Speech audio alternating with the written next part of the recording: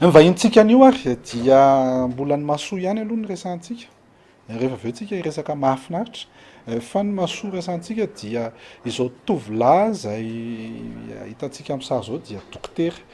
Dokotera Mikael Luciano Tantely ao amin'ny Institut Pasteur de Madagascar. Miaraka antsika rehetra. Ny Institut Pasteur de Madagascar moa zany a dia ivon-toeram-pikarohana malagasy, tsy miankina. Tsy miankina izy a. Ary efa niasa teto Madagasikara tamin'ny taona fa 1998 ny fenitra ny fenitra fa tsy ny finaingo, ny fenitra mame azy a dia ny fifanarahana izay nataon'ny Institut Pasteur atao Paris sy ny fitondràna malagasy, fitondram-panjakana malagasy tamin'ny taona 1997. Ao amin'io Institut Pasteur io a no misy ny fifanana fahasalamam-bahoaka. Ary ino moa le fahatelo? Fahasalamam-bahoaka ny faharoa dia fikarohana. Fikarohana. Tsy mahay lesona riny. Nefa efa nianaran'ny riny zany lesona zany. Izay no tena asa ataon'ny Institut Pasteur de Madagascar. Ivon-toerana fanomanana mpitandrina. Tsy izy. Fa za koa ny hevitra hoe ivon-toerana fanomanana mpitandrina eto Madagasikara. Sady dokotera somary manana endrikendrika mpitandrina. Le mpitandrina mandeha moto kely regny. Evangeliste. Izy kosa dia dokotera Manon le antsoina hoe entomologie. Tsy inona tsara moa zany hoe entomologie? Ny entomologie zany dia science momba ny bibikely izay manana tongotra enina. Nizaniza zany izay natao hoe entomologie. Izay manana tongotra enina, bibikely manana tongotra enina. Tongotra enina? Fa ny entomologie médicale kosa dia science momba ny bibikely manana tongotra enina izay misy ifandraisany amin'ny fahasalamban'ny olona. Ohatra hoe moka zao. Moka zao mitondra tsimokareta, mitondra plasmodium izay mahatonga le hoe tazo moka. Resaka momba moka tsika. Tsy aloha resaka momba moka ny ataotsika? Ndao ary. Firy karazana moka eto tany? Eto tany eo amin'ny 420 sy 503 eo no karazana moka eto tany. Eran'izao tontolo izao. Andraikako. Ary ny eto Madagasikara firy amin'izay? Eo amin'ny 530 sy 200 eo izy eto Madagasikara. Dia le izy hoe zany tsy misy hoe atao fiarovana mba tsy ho lany tamingana amin'ny moka? Marina hoe misy fiantraikany amin'ny fahasalamantsika ary io zany manahirana an'le moka fa na izany anaty izany aza. Ny moka dia tafiditra ao anatin'le hoe chaîne alimentaire araky ny amin'ny teny frantsay zany.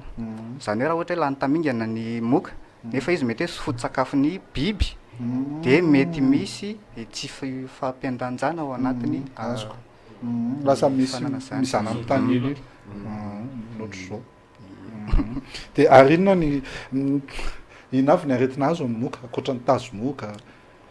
Rele tasy menamena hita eny amin'ny tovovavy reny moka ve reny? Ny aretina zany tsy hoe le aretina no afindra amin'ny moka fa le tsimoka aretina ohatra hoe virus ohatra na ohatra hoe plasmodium le biby mahatonga le aretina mihitsy, le biby kely mahatonga le aretina mihitsy no hoentin'le moka afindrany amin'ny olona na afindrany amin'ny biby. Dia ankoatra ny plasmodium izay mahatonga ny tazo moka zany dia misy koa ireo kankana izay mahatonga an'ireny ongo be ireny zany.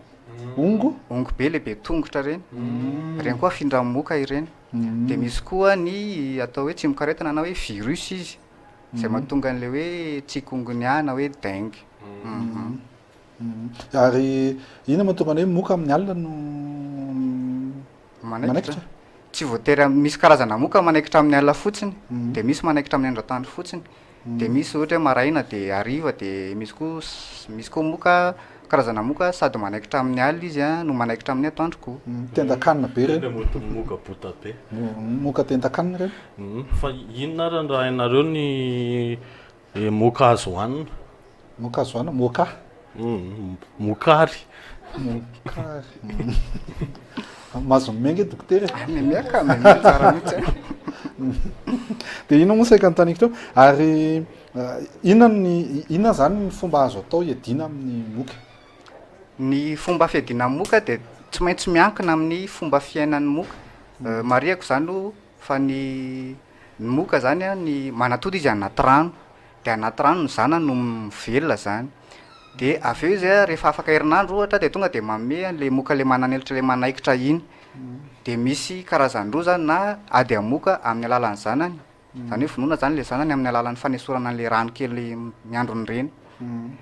Ary raha ohatra hoe amin'ny famonoana ady amin'le moka le manaikitra zany a de fampiasana lay misy odi-moka ohatra, na hoe odi-moka fanosotra amin'ny rindrina ohatra. Fa ono tena fantaniana daladala be ty apetrako ty. Le fantaniana dala fa tsy za. Fa le izy zany ianao io teny hoe chaîne alimentaire le izy. Ka tsy tokony adivana ke zany moka, tsy tokony vonoina ny moka.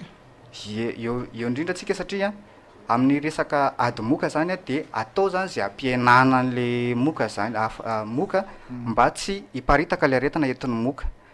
Fa kosa le ady atao amin'ny moka zany a de tokony hanaja tsara ny ataontsika hoe amin'ny teny frantsay izy écosystème zany, zany hoe mba tsy hisy tsy fifampiandanjana zany, de elana am'le manjavona zany le zanaka moka, de le manjavona moa zany izy de mety misy tsy misy déséquilibre zany ao anatin'le.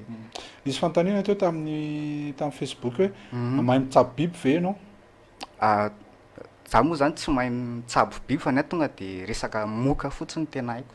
Ianao zany tena velona moka. De manao telo moka. De manao telo moka rehefa tonga ny virement. Manao fikarohana momba moka.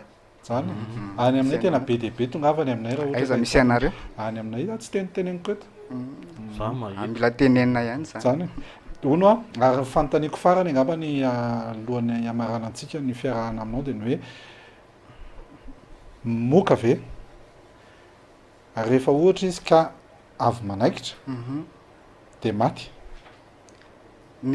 Satria ma tsy mahita ohatrany hoe misy moka ohatrany tonga de efa le moka le matavy be rehefa de ohatrany tsy mitafahetsetso to de maty azy fotsiny.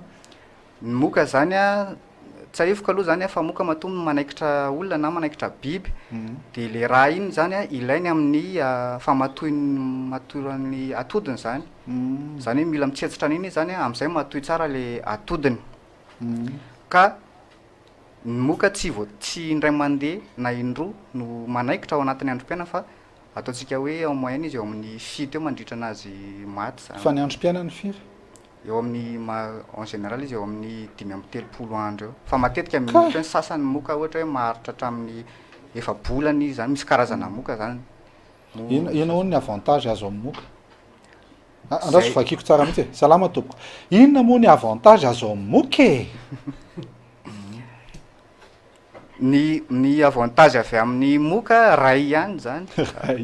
Amin'ny tsy mahapisy ny déséquilibre ny écosystème zay ihany. Koa mahita anankiray tsy manana aso dokotera raha tsisy ny moka.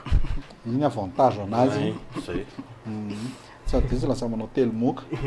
Zany ve ozy nareo. So de misy hafatra ara ny apetraka ao ny mpanaraka ny Midi Ma'nifik am'izao atoandro ny alakamisy izao.